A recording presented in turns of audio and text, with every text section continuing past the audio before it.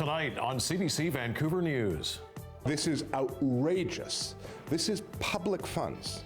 How you're paying for a BC Liberal billboard blaming the Premier for high gas prices. We stretch to the limit all the time. We're 10 years easy behind in our staffing levels. A matter of life or death. The concern over public safety in Abbotsford as firefighters say resources aren't keeping up with growth. You're saying you have a feature, but then if it doesn't work, well, sorry, that's too bad for you. In the toilet when your water-resistant phone isn't covered for water damage. This is CBC Vancouver News.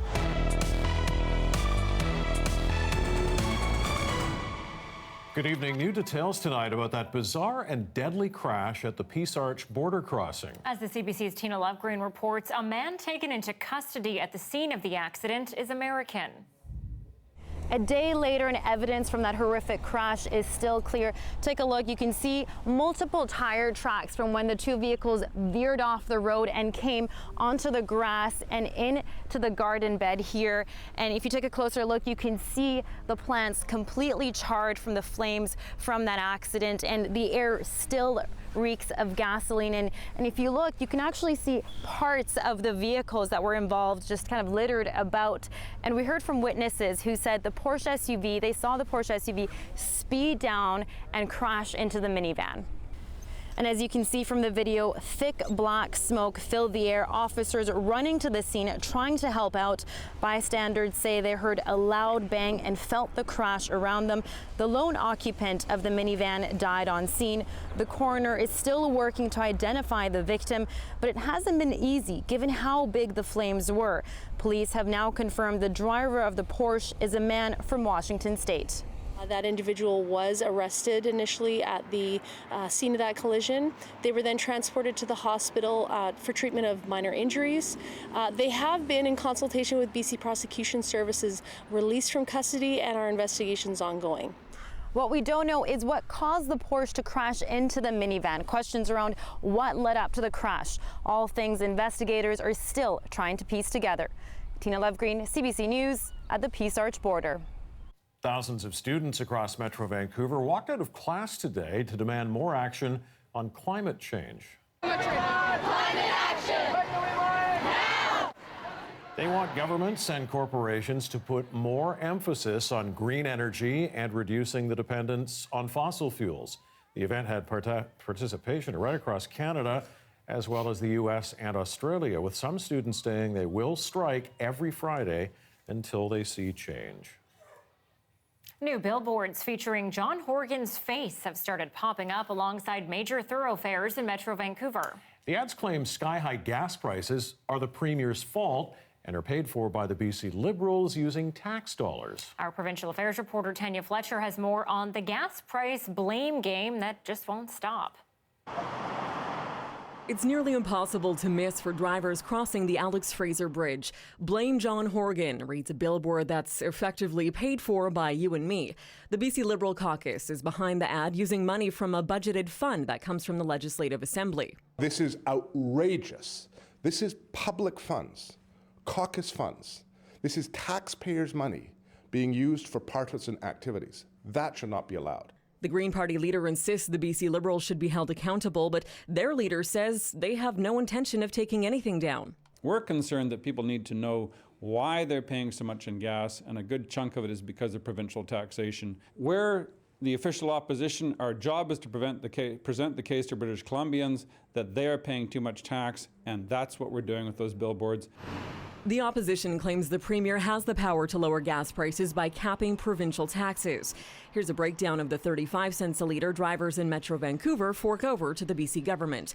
There's the 17-cent TransLink tax, the nearly 9-cent carbon tax, and 2 motor fuel taxes that combined total 8.5 cents. Andrew Wilkinson acknowledges the TransLink and carbon taxes should be left alone, which leaves the motor fuel taxes. Even if both were wiped out entirely, that would only amount to savings of 8.5 cents a litre. And more importantly, critics claim it would translate into an invitation to oil companies. Now, a price cap is essentially Marxist social policy, whereby government steps in and pays all the premium price from the taxes it would otherwise collect above a said price. That incentivizes oil companies to raise their price more. Premier John Horgan says the tax argument is weak. You don't see a 40-cent increase in a liter of gasoline over 3 months because of a 1-cent increase in the gas tax. And I think most people get that. There's a market distortion here. We need to find a way to fix it. But he still has not clarified what kind of help he would offer following repeated promises that the province can, in fact, provide relief. Sometimes Mr. Horgan, I would suggest, says things without actually thinking through the ramifications of what he said. I think what he was doing is thinking out loud. Horgan is now pointing to Ottawa, calling on the federal government to get more refined fuel to BC as a way to ease gas prices. All of the finger-pointing paints a forecast that sees no end in sight for drivers left helpless at the pumps. Tanya Fletcher, CBC News, Victoria. BC Liberal MLA Rich Coleman is apologizing after comparing farm legislation to the Holocaust. The fact that you take away people as people and they're no longer persons in a piece of legislation, particularly on a day like today. On a day like today when we witness people whose rights were taken away from them in the 1940s. Coleman was arguing against an Agricultural Land Commission amendment when he made the remarks, saying the legislation is bigoted. The tragedy, which saw some 6 million Jewish people systematically killed, appears to have been top of mind as the legislature marked Holocaust Remembrance Day. That same afternoon, reaction to Coleman's comparison was swift, with one NDP MLA calling it completely over the top. Coleman quickly apologized, saying, because of the emotion of today, I drew an analogy that was insensitive. Liberal leader Andrew Wilkinson also weighed in, calling the comments absolutely inappropriate. Stretched crews, stress leave, and an empty fire hall. As the city of Abbotsford booms, firefighters say resources simply aren't keeping pace. I went out there to look at the situation, and some are going as far as calling it a matter of life or death. Mental health is becoming a big concern for firefighters who say they're stretched thin. I could best explain it on the home front, and that's the differences that my wife sees. She calls them bonus days. If I get home from work and I'm engaged in what the kids are saying. In the last 2 years, 25% of the fire department has taken stress leave.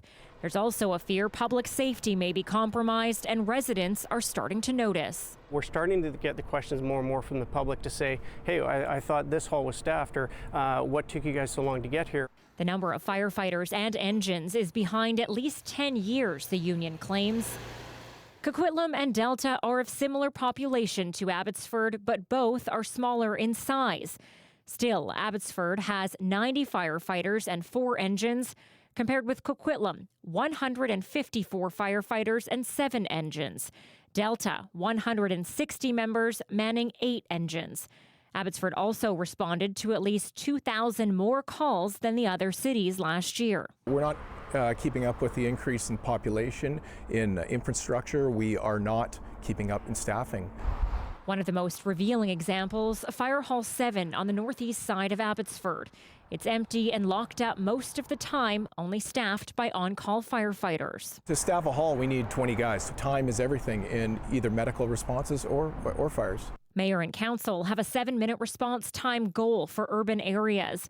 Calls to this part of the city only meet that mark 3% of the time.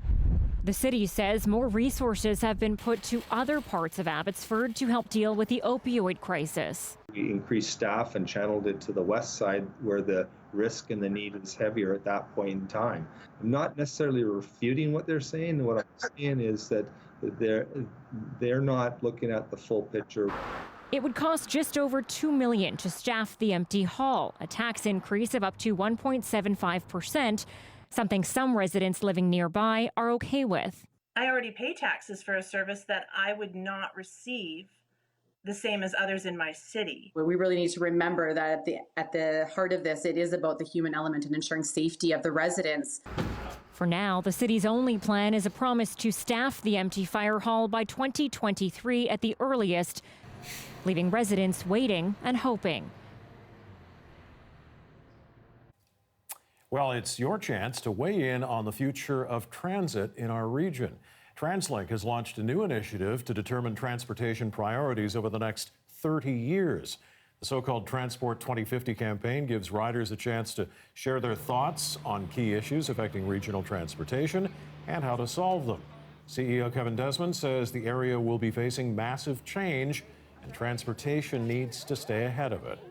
There will be vehicles that are automated and connected through electric mobility, and the emergence of shared mobility services like ride-hailing, car sharing, and electronic micromobility. They're here now.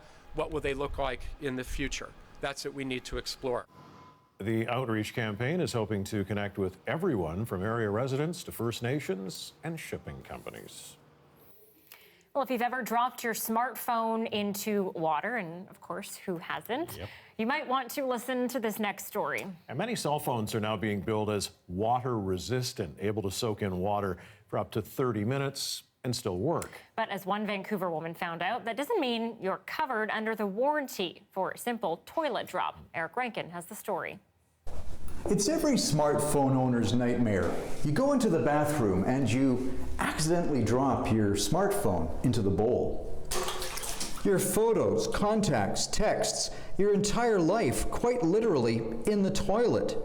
The good news is most modern cell phones sold these days are water resistant. The bad news is the warranties are void if you get water damage. The really bad news, some phones leak and they're not being covered.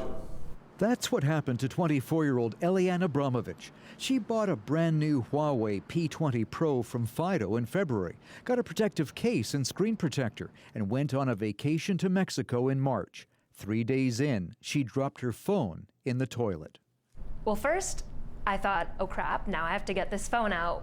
Eliane wasn't too worried. She bought the Huawei phone because it had an IP67 rating, the second top international standard for water resistance. But the phone died. Eliane says when she returned home, she learned her water-resistant phone wasn't covered for water damage. Huawei told her she had to pay for potentially costly repairs or buy a new phone. It doesn't make any sense. You're saying you have a feature, but then if it doesn't work, well, sorry, that's too bad for you.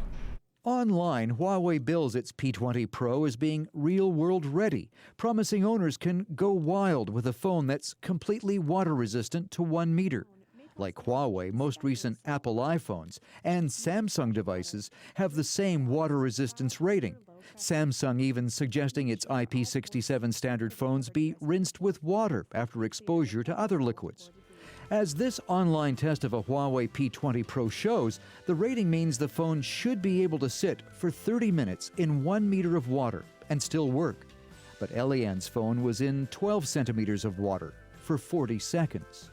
It's supposed to be able to go underwater 1 meter for half an hour, and that's not what happened, but it killed the phone. This tech expert believes some IP67 rated phones might not be sealed properly, and manufacturers need to acknowledge that. Water damage should not occur to that phone during that time. So if water damage does, we're looking at a manufacturer's defect. In an email to CBC News, Huawei repeated its warranty doesn't cover water damage. If our authorized service center finds any indicator of water damage, the warranty gets voided. But a spokesperson for the company issued a conflicting statement. Huawei Canada honors warranty claims for liquid damage unless there is clear misuse. The benefit of any doubt for these types of cases always goes to customers. Huawei is now offering to repair Eliane's phone under warranty.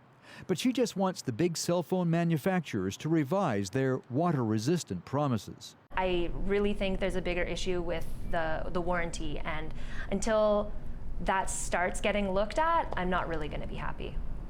Eric Rankin, CBC News, Vancouver. 2 beluga whales owned by the Vancouver Aquarium are being moved to Spain as the federal government prepares a law banning the export of marine animals. The whales currently live at Marineland in Niagara Falls. Fisheries and Oceans Canada has approved permits for them to be relocated to a facility in Spain. Meanwhile, the House of Commons is set to debate a bill that would ban the marine mammal trade next week. Vancouver Aquarium says the move was done in the best interests of the animals and has nothing to do with the possible change. Marineland has applied to move 5 other belugas to the United States. The park says it needs to make room for whales that will be born in the near future. It's an unusual event in Canada. The Vancouver auction house is selling a famous French painting that's expected to fetch almost $4 million. This Henri Matisse painting is on display in Vancouver ahead of the auction later this month in Toronto. The painting is 100 years old. You can see it at the Heffel Gallery starting tomorrow at 11 in the morning. It will be on display until Tuesday, and it is one of many paintings up for sale, including quite a few Canadian artists, like group of 7 painters, Lauren Harris and Emily Carr. The final auction is on May 29th. In India, more than 1 million people in low-lying areas were forced to flee ahead of the biggest storm to hit the country in decades. Cyclone Phony made landfall today on India's eastern coast with gusts of up to 205 kilometers an hour. It blew out windows, tore off roofs, and caused widespread damage across the region. Officials say at least 3 people were killed in the storm. Neighboring Bangladesh is in Phony's path next.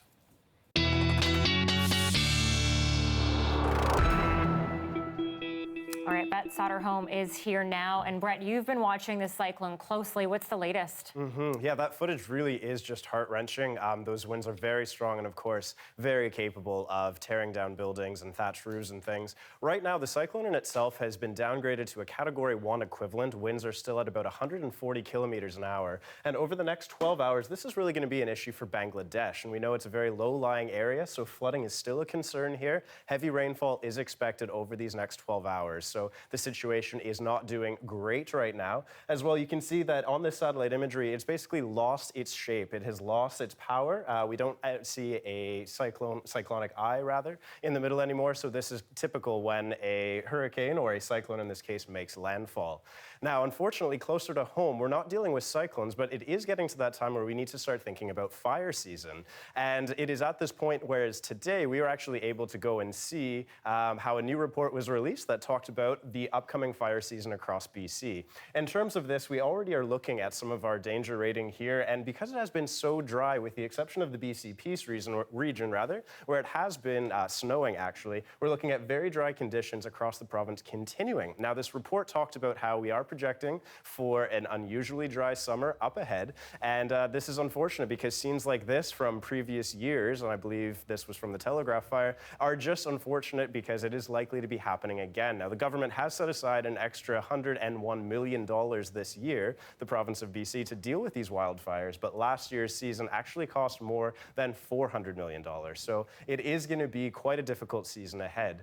Now, with that said, closer to home, I did want to give you a quick look at your weekend planner here. If you have any activities for the rest of Friday night, it's going to be quite calm. Temperatures around 8 degrees with some cloudy periods. Then as we get through Saturday and Sunday, temperatures are going to be steadily climbing towards 16 or 17 degrees. And again, expect some more of that morning cloud with a little bit of clearing expected toward the afternoon and evening hours.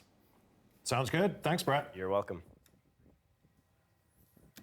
All right, a little bit of a nice story for you. Police have tracked down the elderly man who waited 20 minutes to get a photo with RCMP during Vaisakhi. Sukhdev Singh Brar was brought out to the Surrey RCMP detachment for a tour today. A volunteer had taken Brar's photo after saying he just wanted the honor of standing alongside 2 Surrey RCMP members. A campaign to find the mystery man went viral, ultimately connecting Brar's family with police. We had no idea that it had gone so viral, and my sister told me about it, and then, and I looked at the tweets, and we told him, and he was so excited to come here. Good. Very good. Very good. Brar came to Vancouver from India in the early 1970s. His siblings were all in the military, hence the respect for the uniform. His daughter said he wanted to be an officer, but never had the chance to because of the language barrier. Love it. That's great. He's also standing beside, I think, one of the tallest Mounties in the entire force. 6'10". 6'10". Yeah. There you go. Now we're moving on to a little bit of exercise, the Grouse Grind. Yes. Still haven't done it yet. You've never done it? I'm racked with guilt about it. I might give it a try this spring or summer. Well, I did it once and never did it again. So. Okay. And I won't do it again. Yes. Anyway, it is open for the season. Yeah, seasonal maintenance is all finished on the grind.